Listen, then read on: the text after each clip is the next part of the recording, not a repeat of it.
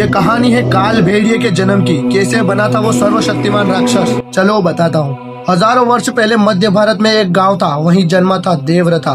जन्म से ही उसके गर्दन के नीचे का पूरा शरीर पैरालाइज था। उसके माँ बाप से ये देखा नहीं गया। उसके बाबा को कुछ विद्या या काली शक्तियों का ज्ञान था, जिसमें उन्हें जानवरों की बलि देनी पड़ती थी। उन्होंने 1 साल तक कोशिश करी, लेकिन कोई फर्क नहीं पड़ा। फिर एक वैद्य उनके घर पर आते हैं और उनके बाबा से कहते हैं कि आप ही के गांव में एक ब्राह्मण के घर में देवव्रता की उम्र का ही एक शिशु है, अगर आप उसे ले आए तो मैं इसे ठीक कर सकता हूँ। देवा के बाबा बिना कुछ सोचे समझे चले जाते हैं उसे लेने और चुपचाप उस बच्चे को लाकर उस वैद्य को दे देते हैं। पूरी रात बीत जाती है और देवव्रता ठीक हो जाता है। 1 साल का देवव्रता अपने पैरों पर खड़ा होता है और पहली बार अपने मुंह से बाबा बोलता है। उसके पिता की आंखों में ये आंसू होते हैं और वो वैद्य भी उस बच्चे को पकड़ाकर वापस चले जाते हैं। और तभी वो ब्राह्मण पूरे गांव वालों के साथ वहां पहुंचता है और अपने बेटे को उससे वापस छीनता है और देवा के माँ बाप को जिंदा जलाने का आदेश देता है, क्योंकि वो अछूत होते हैं। ब्राह्मण का बेटा ठीक था, फिर भी वो उसे माफ नहीं करते और वो देवा के माँ बाप को पकड़ते हैं। देवा के माँ बाप आखिरी सांस तक गिड़गिड़ाते हैं, रोते हैं, चिल्लाते हैं,